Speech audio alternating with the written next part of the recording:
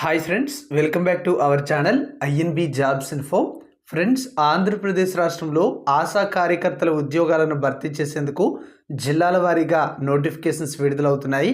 Already మీ అందరికీ నేను ఒక వీడియోలో చెప్పాను, ఈ నోటిఫికేషన్స్ అనేవి జిల్లాల వారీగా విడుదల చేస్తారని ఆదేశాలు కూడా వచ్చాయని.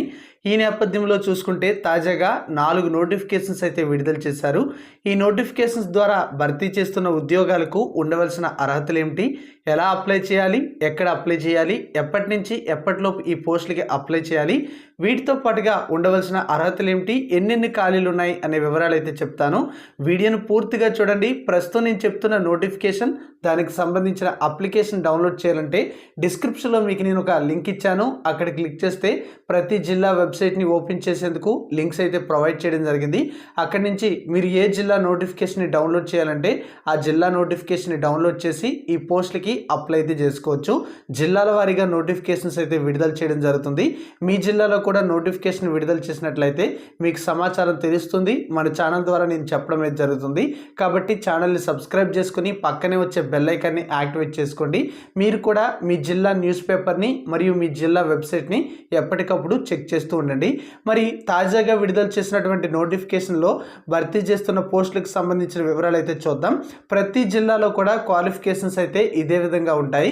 కాబట్టి మీ జిల్లాలో నోటిఫికేషన్ వచ్చినా రాకపోయినా మీకు ఎలిజిబిలిటీ ఉండి అప్లై చేయాలి అనుకుంటున్నట్లయితే ఈ వీడియోను పూర్తిగా చూసే ప్రయత్నం అయితే చేయండి. ఫ్రెండ్స్, తెలంగాణ గ్రూప్ 2 మరియు గ్రూప్ 3 ఉద్యోగాల కోసం ప్రిపేర్ అయ్యే నిరుద్యోగుల కోసం విఎంఆర్ లాజిక్స్ వారు కంప్లీట్ సిలబస్తో కూడినటువంటి ఆన్లైన్ క్లాసెస్ అనేవి 9 months వ్యాలిడిటీతో కేవలం 1499 రూపాయలకే ఇస్తున్నారు. ఈ ఆఫర్స్ అనేవి విఎంఆర్ లాజిక్స్ యాప్లో ప్రస్తుతం అందుబాటులో ఉన్నాయి.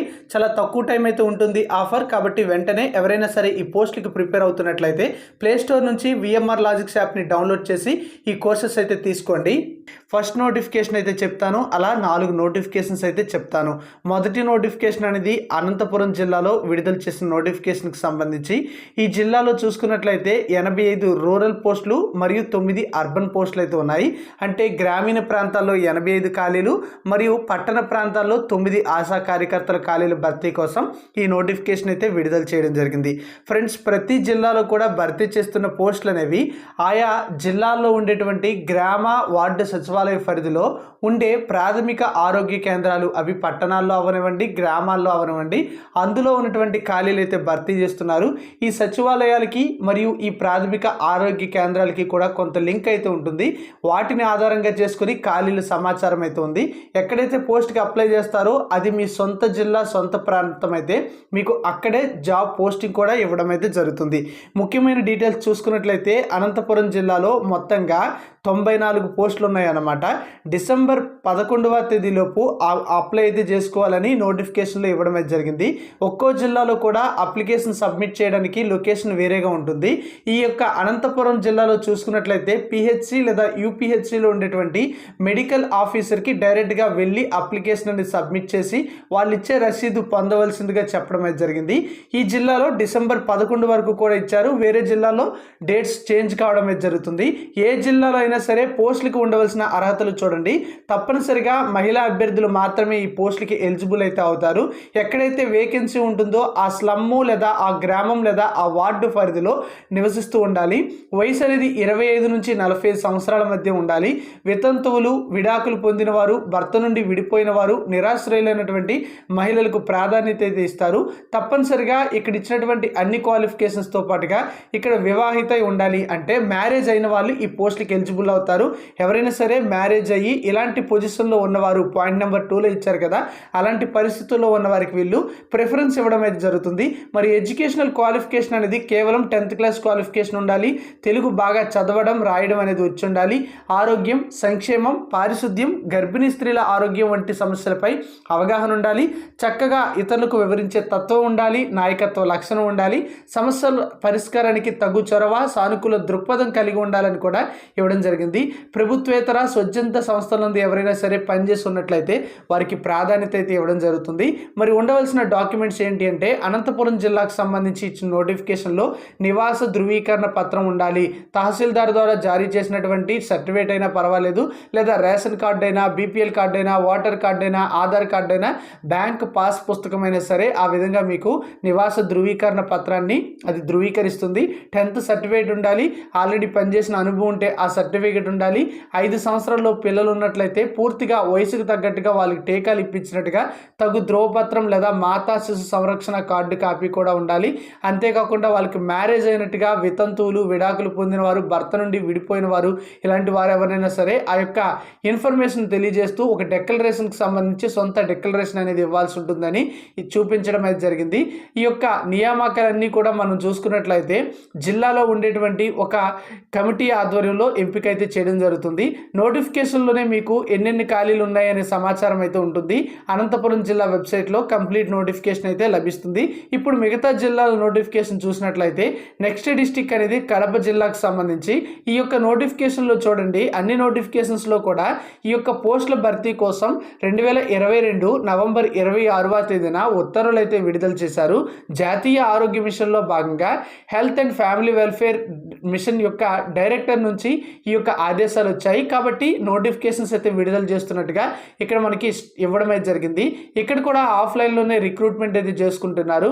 ఈ జిల్లాలో చూసుకున్నట్లయితే మొత్తంగా 69 ఖాళీలు అయితే ఉన్నాయి. దరఖాస్తు ప్రక్రియ ప్రారంభం కావడం జరిగింది. ఈ పోస్టులకి అప్లై చేయడానికి డిసెంబర్ 12 చివరి తేదీ. ఎవరైతే అప్లై చేస్తారో వారికి సంబంధించినటువంటి ఫైనల్ మెరిట్ లిస్ట్ అనేది డిసెంబర్ 14వ తేదీన విడుదల చేస్తారు. 10,000 రూపాయల రెమ్యునరేషన్ ఉంటుంది. 10th క్లాస్ క్వాలిఫికేషన్ ఉంటే సరిపోతుంది. సేమ్ 25 to 45 ఇయర్స్ వరకు కూడా ఏజ్ ఎలిజిబిలిటీ అయితే ఇవ్వడం జరిగింది. అంతేకాకుండా మరికొన్ని ఇంపార్టెంట్ ఇన్స్ట్రక్షన్స్తో పాటుగా ఎలిజిబిలిటీ కండిషన్స్ అయితే సేమ్ ఇచ్చారు. సెలక్షన్ ప్రాసెస్ అంతా కూడా మెరిట్ ఆధారంగా ఉంటుంది. మొత్తం 100 మార్కులకు తీసుకుంటే అందులో 50 మార్కులు అనేవి వారి యొక్క ఎడ్యుకేషనల్ క్వాలిఫికేషన్ అయినటువంటి 10th నుంచి తీసుకోవడం జరుగుతుంది. మిగతా మార్కులు అనేవి ఎక్స్పీరియన్స్ ఉన్న వారికి ఇలా ఇవ్వడం అయితే జరుగుతుంది. సెలక్షన్ అనేది మెరిట్ బేసిస్న ఎక్స్పీరియన్స్ని బేస్ చేసుకుని ఎంపిక అయితే చేస్తారు. మరి ఈ జిల్లాలో ఉండే ఈ పోస్టులకి అప్లై చేయాలంటే పిహెచ్సిలో ఉండే మెడికల్ ఆఫీసర్స్కి అప్లికేషన్ అనేది సబ్మిట్ అయితే చేసుకోవాల్సి ఉంటుందని ఇచ్చారు. అంతేకాకుండా అవసరమైన డాక్యుమెంట్స్ ఏంటి అనేది ఇచ్చారు. అనంతపురం జిల్లాతో పోలిస్తే ఇక్కడ అవసరమైన డాక్యుమెంట్స్ అనేవి చాలా సులభంగానే మీరు అరేంజ్ చేసుకోవచ్చు. అంతేకాకుండా రెసిడెన్స్ సర్టిఫికేట్ ఎవరైనా కావాలంటే మీ యొక్క గ్రామ వార్డు సచివాలయ పరిధిలో ఉండేటువంటి డిజిటల్ అసిస్టెంట్ కానీ వార్డు అడ్మినిస్ట్రేటర్ని కానీ కలిసి ఆ యొక్క ధృవీకరణ పత్రం అనేది మీరు పొందొచ్చు అని నోటిఫికేషన్లో ఇచ్చారు. ఈ విధంగా నోటిఫికేషన్ ఉంటుంది. అప్లికేషన్ అనేది కడప జిల్లా వెబ్సైట్లో మీకు లభిస్తుంది. నెక్స్ట్ నోటిఫికేషన్ చూస్తే ఇదే నోటిఫికేషన్ అనేది ఇలాంటి నోటిఫికేషన్ నంద్యాల జిల్లాలో విడుదల చేయడం అయితే జరిగింది. మొత్తం ఈ జిల్లా పరిధిలో 13 పోస్టులు అయితే భర్తీ చేస్తున్నట్టుగా ఇవ్వడం అయితే జరిగింది.